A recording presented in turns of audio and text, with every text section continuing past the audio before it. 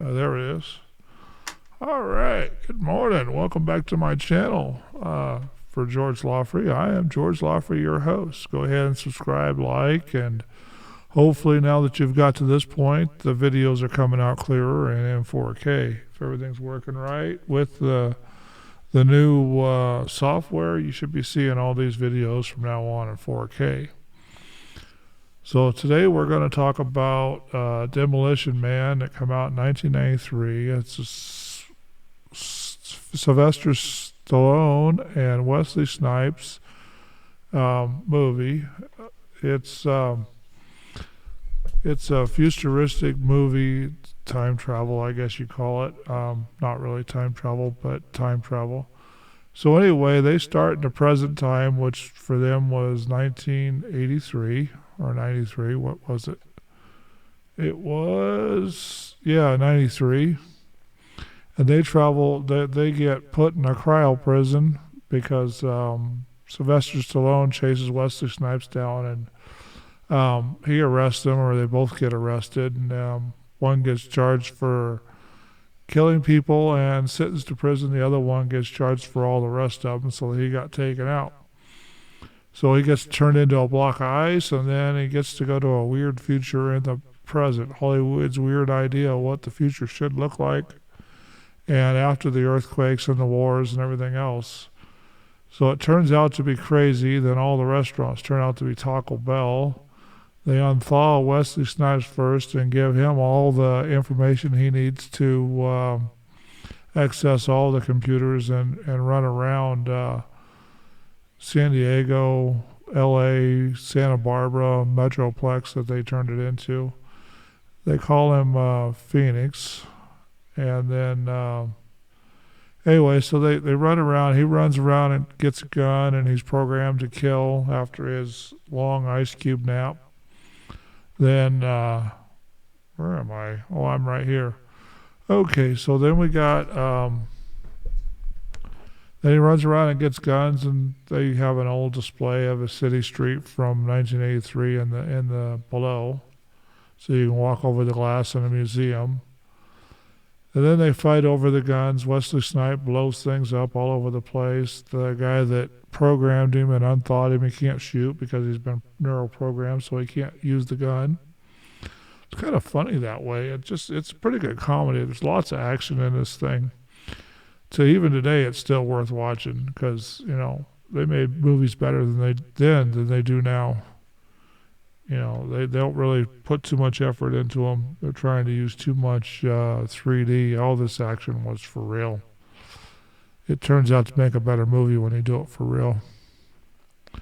So anyway, Sandra Bullock's in this one, and she's one of the cops. And they do be well, and they don't have any taste for violence or any nonsense for violence. So they thaw the cop that caught Simon Phoenix, and he's an old school criminal according to them. And then they got electric cars that turn into cannolis. They've got weird sex practices. You put on a helmet and sit in a dark room, and think about it. I thought that was funny.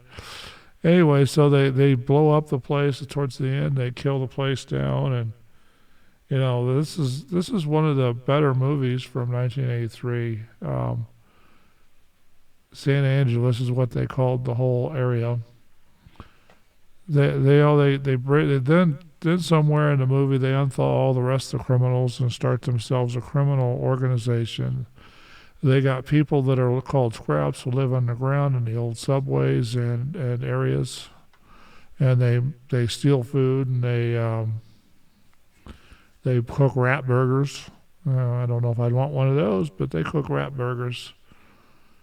So they run around and blow things up, tear everything up. They've got an old car. I think it's an Oldsmobile 442. They finally bring up the elevator from down below in the graveyard in the bottom. I think it's a funny movie, a good movie. That's not going to work. I guess my computer still have problems. I'm having problems with the computer. It just doesn't seem to want to do things. So anyway, that photo you've seen over there, that's the cover photo for it. So you gotta go find it and watch it.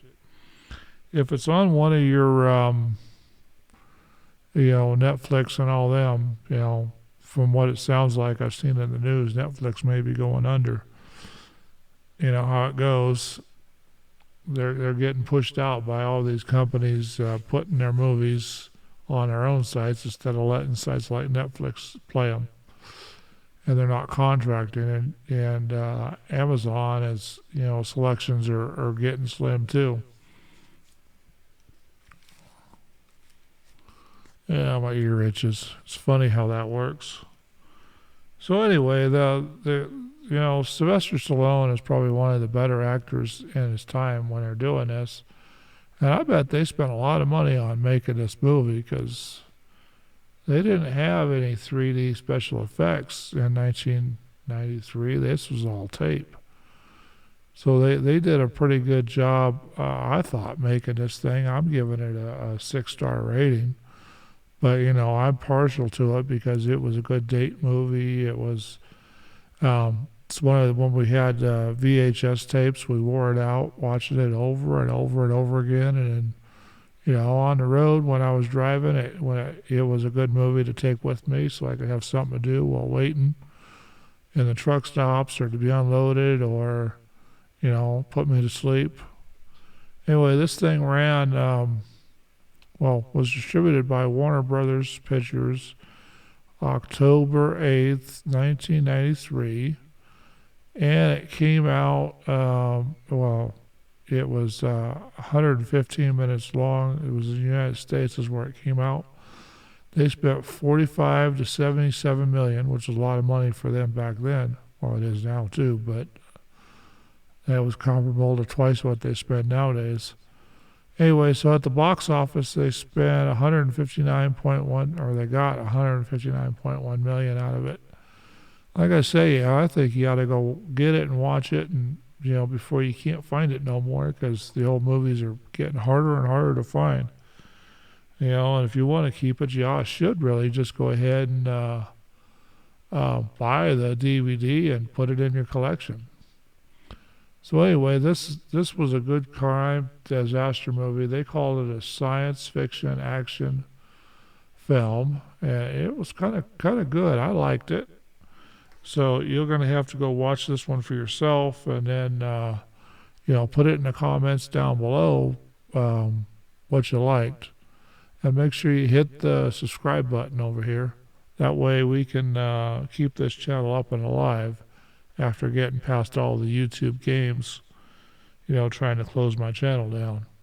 Anyway, so we'll talk to you on the next video.